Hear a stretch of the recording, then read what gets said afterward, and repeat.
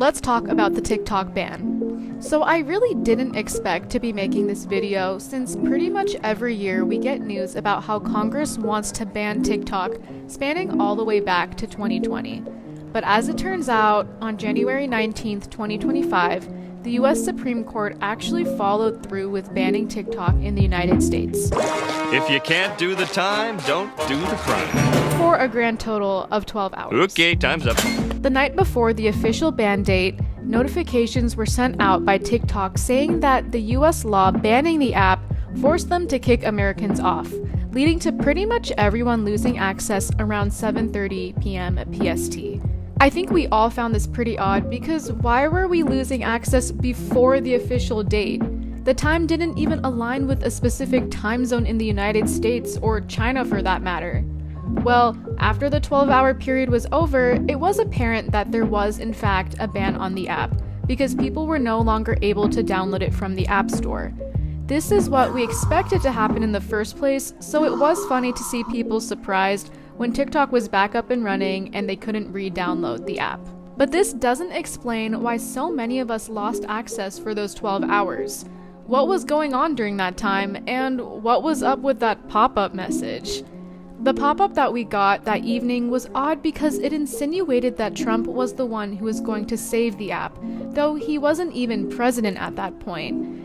It's as if they thought we forgot that Trump was literally the reason for why talks about banning the app started in the first place.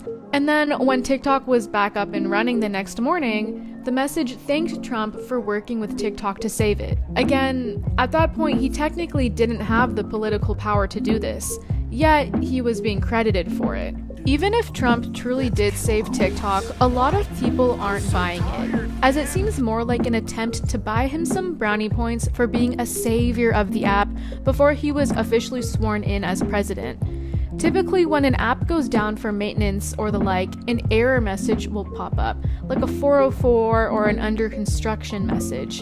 But because these messages specifically referred to President Trump, it seems more like an attempt to get people, especially Gen Z, to hate him less.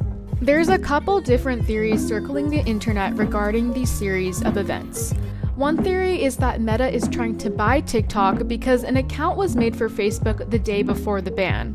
Like, why make an account when there's so much discourse on a potential ban? It doesn't quite make sense. There's so many other theories too that I don't really want to get into, but I did notice more people talking about noticing that the algorithm seemed a little different, and it felt like certain videos were receiving more restrictions than others. While a ban has been a long time coming, as talks about restrictions and banning the app have been going on for years now, it's something that a lot of Americans didn't believe would actually happen. I mean, banning an app? That's not really common in a country that boasts freedom of speech and expression. TikTok users have argued that banning the app violates their First Amendment right to freedom of speech, since TikTok has become a major platform for communication and expression over the past couple of years.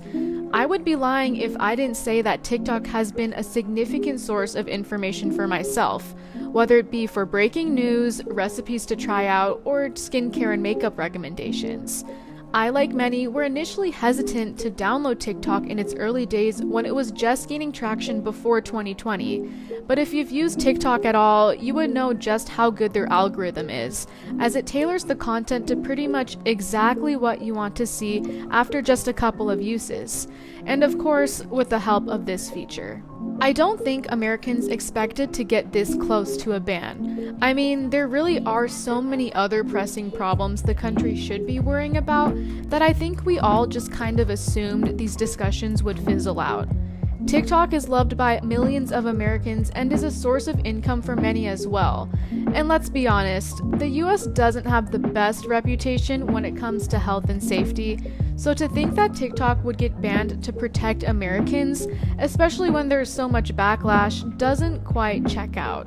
Like, Red 3 was only recently banned by the FDA, which is one of many chemicals that numerous other countries have had banned for decades due to its link to cancer and other illnesses. Now, a week or two before the ban, TikTok users had already begun looking for alternatives, and oh, is it so Gen Z coded. In direct retaliation to the government's ban and claim of China stealing private data through TikTok, TikTok users began migrating to China's own app, Xiaohongshu, or Red Note.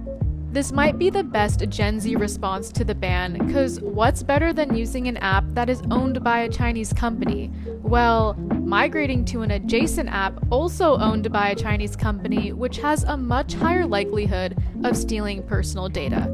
Even better, the app has been at the top of App Store charts, showing just how many people are in on the scheme. And of course, companies like Duolingo are even hopping on the trend, encouraging people to learn Mandarin to navigate the new app better. But I think what is most beautiful about this is that users from these two different countries with opposing governments are actually getting along. People on TikTok have been reporting their experience being on Red Note, and it's kind of heartwarming. Red Note users have coined the hashtag TikTokRefugee with the influx of TikTokers downloading the app. Americans are helping Red Note users with their English homework and having adorable exchanges about what time it is in their respective countries. In other words, people are just being people. Someone described this whole ordeal as being the kids of divorced parents. The children are getting along great, but the parents? Not so much, and I can't help but agree. Could Red Note really be the replacement of choice among people who want to boycott TikTok? Honestly, I doubt it. The quick growth and popularity makes it seem more like a trend than anything, and if we know anything about TikTok trends, they come and go fast.